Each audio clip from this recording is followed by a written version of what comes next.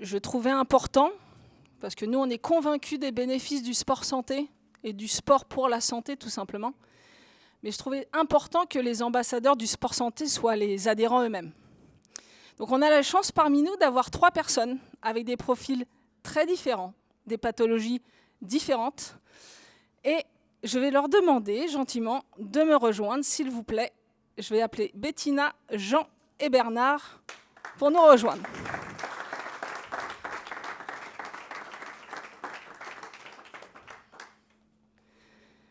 Donc l'idée, c'est qu'ils puissent, eux, vous présenter un peu leur expérience du parcours du dispositif Sport Santé. Et pour ça, je vais faciliter la prise de parole en orientant un petit peu les questions. D'accord ?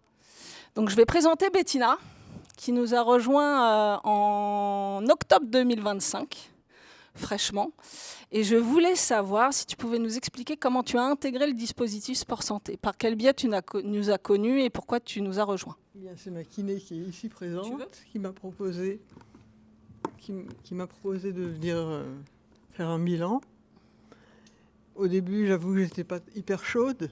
Elle m'a dit les critères, c'est être vieux ou être malade. Alors je me suis dit, ça tombe bien, j'ai les deux. Mais je me suis dit, quelque part, c'est peut-être pas très, très glamour de venir faire du sport avec des vieux malades. Et puis finalement... Je peux y aller ? Ah, tu peux y aller. Finalement, c'est quand même pas si mal. On se rend compte que finalement, on n'est pas si vieux que ça, on n'est pas si malade non plus. Et puis surtout, moi, j'ai un Parkinson, en fait, depuis 5 ans.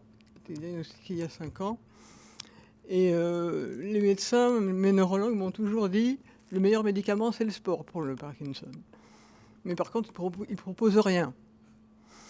J'ai acheté un beau vélo d'appartement, un vélo elliptique, qui est parfaitement bien rangé et qui sert jamais. J'ai essayé de faire un peu de sport, mais bon, je ne suis pas une grande sportive devant l'éternel. Et j'ai une kiné qui s'occupe bien de moi. Et puis, lorsque je suis venu ici, finalement, je me suis dit, d'abord, je me sens beaucoup mieux. Je fais 2 séances par semaine. Je fais une séance de mobilité, une séance de renforcement musculaire. Je me sens beaucoup mieux et surtout beaucoup mieux aussi au niveau du moral. Parce que c'est vrai, quand on a une maladie comme ça, c'est pas terrible au niveau du moral. Et finalement, les vieux, ils sont sympas.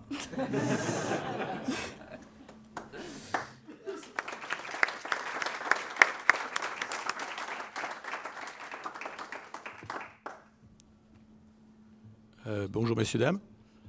Donc voilà, je m'appelle Monsieur Claudel. J'ai été diagnostiqué d'un cancer du rein en juillet. Donc j'ai eu une ablation du rein droit et de la surrénale gauche.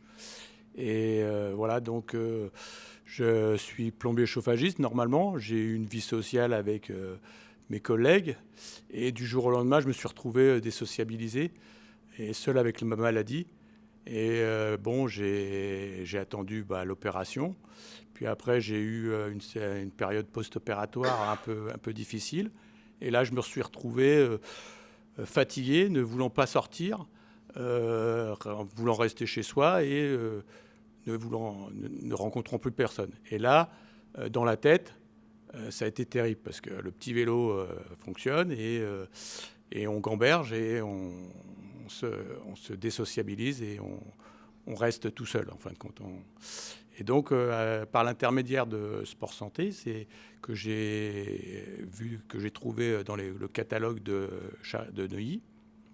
Et ça m'a permis de reprendre un rythme, de m'inscrire, de venir ici, de rencontrer d'autres personnes qui ont des pathologies, et en même temps, surtout de me vider la tête et de penser à autre chose et de recréer un lien avec autour de moi où je me sentais un peu exclu par ma maladie. Voilà.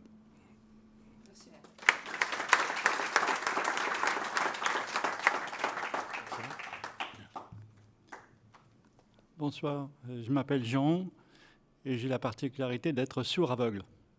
Alors c'est par courant, hein. Vous voyez des sourds, vous voyez des aveugles, mais les sourds-aveugles ne sont pas nombreux, je vous rassure.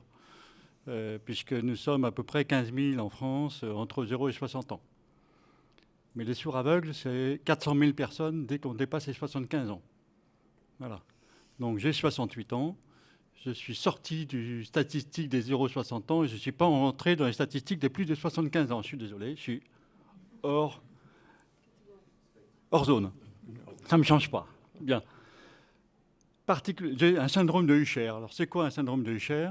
C'est côté visuel, c'est la rétinique pigmentaire, c'est-à-dire que c'est le champ visuel qui se rétrécit et j'ai maintenant à peu près une vision tubulaire de 5 degrés, c'est-à-dire que je ne suis plus très loin de la cécité. Dès que j'aurai plus de champ visuel, je rentrerai de plein pied dans la cécité. Et en termes d'audition, je suis né avec une perte de 80 décibels, ce qui est déjà beaucoup, et maintenant je suis à 99 décibels. C'est-à-dire que je ne suis plus très loin de la surdité totale, puisque la surdité totale est à 120 décibels de moyenne. Donc je suis proche. Et je suis venu au Sport Santé, c'est Sandrine Millette qui m'a convaincu qu'il fallait venir. Moi, j'étais extrêmement réticent parce que j'ai l'habitude d'avoir des problèmes d'accessibilité un peu partout en France. Sourds, aveugles, les gens savent traiter les sourds, ils savent traiter les aveugles, mais dès qu'il y a un sourd aveugle, là, c'est la panique à bord, partout. Ici, pas du tout. J'ai été très agréablement surpris par je dirais, tout l'aspect accessibilité. Accessibilité physique pour entrer. Mon chien, bon, il a un peu mal trouvé la première fois. On a dépassé la piscine, on est allé jusqu'à Boulevard Binot, on est revenu. Mais ça, c'était la première fois. Après, je peux vous dire, il connaît le chemin, il connaît le PC, il a ses copains au PC, il attend pendant 1 heure avec les copains au PC.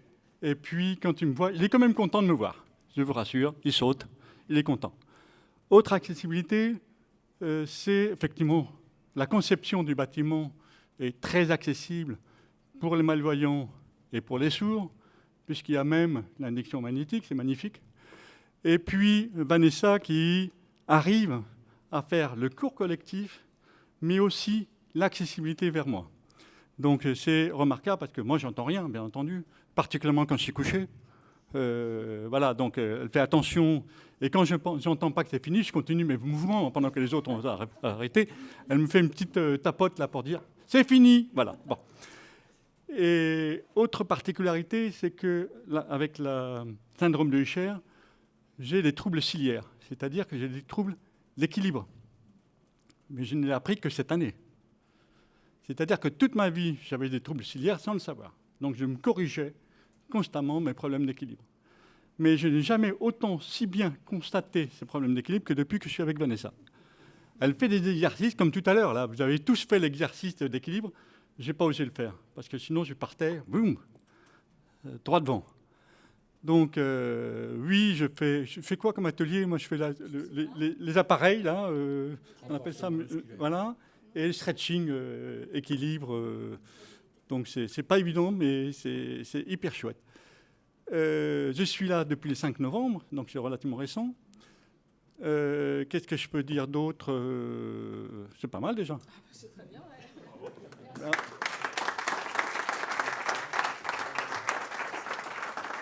Merci à vous. Est-ce qu'on va laisser la main à Eric? Merci beaucoup. Ce que je tiens à dire juste, quand même, c'est important, c'est que ce qui ressort beaucoup, c'est le lien, la rupture de l'isolement. Mais ce que je veux dire aussi, c'est la solidarité qui se crée dans les groupes.